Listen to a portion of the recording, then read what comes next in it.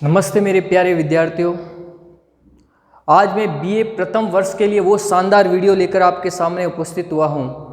सबसे पहले तो मेरे प्यारे विद्यार्थियों को केपी कॉलेज की ऑनलाइन क्लास में मैं इतिहास अध्यापक एनपी सिंह आपका तहे दिल से हार्दिक स्वागत एवं हार्दिक अभिनंदन करता हूँ। साथ में एक ऐसा वीडियो और ऐसा शानदार वीडियो लेकर आया हूँ जो आपके लिए रामबाण साबित होने वाला है। परीक्षा की दृष्टि से महत्वपूर्ण प्रश्न को लेकर आ रहा हूँ आपके लिए। ऐसे प्रश्न हैं जिसे परीक्षा के अंदर आना ही है, आना ही पड़ेगा, जरा देर लगेगी। ऐसे प्रश्न को लेकर आया हूँ। अगली बार भी मैंने विद्यार्थियों के लिए कुछ प्रश्न बनाए थे, 17-18 प्रश्न ऐसे थे जिसमें परीक्षा में ऐसा का ऐसा प्रश्न आया है जो अभी हम बीए प्रथम वर्ष के विद्यार्थियों के लिए प्रथम पेपर के कुछ महत्वपूर्ण प्रश्न हैं। इस पर एक एक प्रश्न पर अपन बात करेंगे। आप अंतिम समय तक इस वीडियो में मेरे साथ बने रहें। इस प्रश्न को बताने से पहले आपका एक मोटिवेशन कोड आपके समक्ष रखना चाहूंगा कि तीर कमान से बाहर निकल गया है। तीर कमान से बाहर निकल गया है क्योंकि आपका एग्जाम आ गया है, टाइम टेबल भी आ गया है। तीर कमान से बाहर निकल गया है, अब वो कहाँ तक जाएगा वो तो आगे देखा जाएगा। तीर कमान से बाहर निकल गया है, अब वो कहाँ तक जाएगा वो तो आगे देखा जाएगा। एक एक प्रश्न पर बात करेंगे। प्रश्न पक्का है, 100% है, गारंटी के साथ में है। अगली बार जिस बच्चों ने मेरे ऊपर विश्वास किया है उनके 97, 96 और 91 बच्चा तो ऐसा है जिसके 98 भी नंबर आए हैं। आपके भी आ सकते हैं, इसके लिए आपको मेरे ऊपर विश्वास करना पड़ेगा। चलिए एक एक बिंदु पर एक एक प्रश्न, या आपको प्रश्न दिखाई दे रहे हैं बोर्ड के ऊपर, जैसे जय नारायण व्यास विश्वविद्यालय जोधपुर के लिए हैं, ये उन बच्चों के लिए हैं। इन सिलेबस के अनुसार ये मैंने प्रश्न बहुत कड़ी मेहनत के द्वारा बनाए हैं। जो पहला पेपर है इसके महत्वपूर्ण प्रश्न हैं। पहले पेपर का नाम है भारत का इतिहास 1200 ईस्वी तक, और प्रथम वर्ष के विद्यार्थियों के लिए प्रथम प्रश्न पत्र के प्रश्न हैं। परीक्षा की दृष्टि से अति महत्वपूर्ण निबंधात्मक प्रश्न हैं। यहाँ से आपको सारे अति लघुत्रात्मक और लघुत्रात्मक भी प्रश्न यहाँ से बनेंगे, इसमें कोई नो डाउट, आपको किसी प्रकार का डाउट नहीं होगा। देखिएगा पहला प्रश्न है, वो प्रश्न रहेगा प्राचीन भारत के इतिहास के जानने के स्रोत का वर्णन कीजिए। क्या इतिहास, पहली बात तो यह, पहला प्रश्न तो आपको अति लघुत्रात्मक में यही मिलेगा कि इतिहास किसे कहते हैं। इतिहास शब्द इति प्लस हास से बना है। अरे इति का मतलब होता है पहले और हास का मतलब होता है घटना। प्राचीन समय में कोई ऐसी घटना हुई उसे हम इतिहास कहते हैं। अरे अतीत का ज्ञान ही वर्तमान है और वर्तमान को हम इतिहास कहते हैं। वर्तमान समय में जो भी घटना घटती हैं वो आने वाले समय में हमारी भावी पीढ़ियों के लिए क्या बन जाएगा, इतिहास बन जाएगा। अगर आपको इतिहास को जानने हैं, इतिहास के स्रोत कौन से हैं, तो उस इतिहास के स्रोत को 3 भागों के अंदर डिवाइड किया गया है। अगर हम बात करें पुरातात्विक स्रोत, साहित्य स्रोत और विदेशी यात्रियों के यात्रा वृत्तांत। इसमें देखो साहित्य स्रोत के अंतर्गत कोई भी साक्षी और प्रमाण आ सकते, चाहे वो ब्राह्मण साहित्य हो, जैन साहित्य हो, बौद्ध साहित्य हो, और बहुत सारे साहित्य इसके अंतर्गत आते हैं। इस पर हम बात करेंगे जब भी हम एक एक अगले वीडियो में एक एक प्रश्न पर ही बात करेंगे, इस पर भी हम बात करेंगे। देखो पहला प्रश्न है प्राचीन भारत के इतिहास को जानने का सो पक्का है, आप फिक्स कर लीजिए। यह प्रश्न परीक्षा में जरूर आएगा, हर बार आता है। या तो आपको निबंधात्मक प्रश्न में 15 नंबर में अपनी भूमिका अदा करेगा। अगर 15 नंबर के अंदर यह प्रश्न नहीं आता है तो आप लघुत्रात्मक प्रश्न पक्का आएगा, और ये आएगा 15 नंबर का। ये प्रश्न पक्का है, 100% है, ये गारंटी है मेरी, ये प्रश्न परीक्षा में जरूर आएगा। दूसरा प्रश्न इसके पीछे लिखा हुआ है जस्ट बाद में, जिसका नाम है सिंधु घाटी सभ्यता के नगर नियोजन की प्रमुख विशेषताओं का विवेचन कीजिए।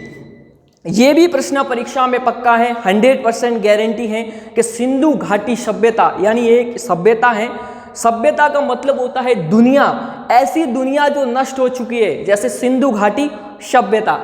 ये प्रश्न, या जैसे उनकी नगर नियोजन कैसा था, उनके मकान कैसे थे, उनकी नालियां कैसी थी, उनके सड़कें कैसी थी, उनकी खिड़कियां किस तरह के बनी हुई थी, इन पर अपन बात करेंगे अगले टॉपिक में। तीसरे नंबर का जो प्रश्न है यह भी बहुत महत्वपूर्ण होने वाला है। वैदिक कालीन राजनीतिक दशा की विवेचना कीजिए। वैदिक काल के अंतर्गत राजनीतिक दशा की विवेचना कीजिए। राजनीतिक स्थिति वैदिक काल के लोगों की कैसी थी, इसके बारे में आपको पढ़ना है। 4 नंबर का प्रश्न है। अगर अगली बार यह प्रश्न नहीं आया है तो इस बार अपनी भूमिका जरूर अदा करेगा, और वो भी अदा करेगा 15 नंबर में, गारंटी है, विश्वास करना। अशोक के दंभ के मुख्य पक्षों का विवेचन कीजिए। अशोक का दंभ क्या है, अशोक ने ये कौन दंभ क्या था, क्या ये धर्म था, क्या अशोक ने इस धर्म को चलाया था, इसके बारे में अध्ययन करेंगे। 5वें नंबर का प्रश्न है, मौर्यकालीन स्थापत्य कला पर लेख लिखिए। मौर्य, आपको पता है मौर्य साम्राज्य था। मौर्य साम्राज्य के जो संस्थापक थे चंद्रगुप्त मौर्य हुआ करते थे। मौर्य शब्द ये मैंने कई बार पढ़ा दिया है। तो ये भी अपनी उसकी स्थापत्य कला शैली कैसी थी, इसके बारे में उन्होंने कौन कौन से महल बनाए, कौन कौन से स्तंभ बनाए, कौन कौन सी बावड़ियाँ वगैरह बनाई, ये सारे स्थापत्य कला शैली के अंतर्गत आते हैं। बात करें अपन 7 नंबर के प्रश्न की, तो 7 नंबर का जो अपना प्रश्न है वो कनिष्क की उपलब्धियों का वर्णन करो। इसकी जगह आपको ये भी आ सकता है कि कनिष्क की विजयों का वर्णन करो, तो ये भी इंपॉर्टेंट प्रश्न है। 8 नंबर का प्रश्न है, समुद्रगुप्त के जीवन और उसकी उपलब्धियों का वर्णन प्रस्तुत करो। अगर अगली बार ये प्रश्न नहीं आया है तो इस बार अपनी 100% गारंटी के साथ आएगा कि समुद्रगुप्त के जीवन और उसकी उपलब्धियों का विवरण प्रस्तुत करें। एक इतिहासकार है जिसका नाम है स्मिथ। ये कहता है समुद्रगुप्त को भारत का नेपोलियन कहता है। क्या कहता है? भारत को नेपोलियन, क्योंकि समुद्रगुप्त ने भारत को विजय करने के लिए और पूरे विश्व पर राज करने के लिए अपनी विजय अभियान चलाया था, इसलिए उसको भारत का नेपोलियन कहा जाता है समुद्रगुप्त को। अगले बिंदु की बात करें कि चंद्रगुप्त द्वितीय के साम्राज्य विस्तार का वर्णन कीजिए। चंद्रगुप्त द्वितीय के साम्राज्य विस्तार का वर्णन कीजिए। ये भी प्रश्न बहुत इंपॉर्टेंट है कि चंद्रगुप्त द्वितीय कौन था। गुप्त काल को स्वर्ण काल कहा जाता है, तो ये भी अध्ययन करेंगे। 10 नंबर का प्रश्न है, ये भी बहुत इंपॉर्टेंट है। पृथ्वीराज तृतीय की उपलब्धियों का वर्णन कीजिए। ये पृथ्वीराज चौहान तृतीय कौन था? इसके साथ किसका प्रतिरोध हुआ? मोहम्मद गोरी के साथ में इसका युद्ध हुआ था। पहला युद्ध लड़ा था तराइन का प्रथम युद्ध 1191 की बात है, और दूसरा युद्ध लड़ा था 1192 में, जिसे तराइन का द्वितीय युद्ध कहते हैं। पृथ्वीराज चौहान की एक उपलब्धियों के बारे में भी हम आपको अगले वीडियो में बताएंगे। प्रश्न नंबर 11 है, वो है गौतमी पुत्र सातकर्णी पर टिप्पणी लिखिए। गौतमी पुत्र सातकर्णी कौन थे, किस वंश के थे, और उनके ऊपर ये कैसा शासक था, उसमें कौन सी योग्यता थी, इसके बारे में आपको पढ़ना है। यहाँ से प्रश्न पक्के बनेंगे। हमने यहाँ पर जगह थोड़ी कम होने के कारण कुछ हम नहीं लिख पाए हैं, तो हम ऐसे ही बोल के आपको कुछ प्रश्न बताऊंगा कि ये प्रश्न और भी इम्पोर्टेंट कौन से रहने वाले हैं। एक प्रश्न यह है कि मध्य पाषाणकालीन संस्कृति की प्रमुख विशेषताओं का वर्णन कीजिए। यह प्रश्न 12 नंबर पर आप लिखेंगे कि मध्य पाषाणकालीन संस्कृति की प्रमुख विशेषताओं का वर्णन कीजिए। दूसरे नंबर पर अगर एक प्रश्न और है, भारत में ताम्र पाषाणिक युग की संस्कृति एवं विवरण प्रस्तुत कीजिए। ये भी अपना एक प्रश्न है, अहम भूमिका अदा करता है। दूसरी अगर हम बात करें इस प्रश्न की, तो इसमें गुप्त काल में धर्म कैसा था। गुप्त काल में धर्म, विज्ञान एवं तकनीकी विकास का वर्णन करो। गुप्त काल के अंतर्गत धर्म, विज्ञान और तकनीकी विकास के बारे में भी आपको अध्ययन करना है।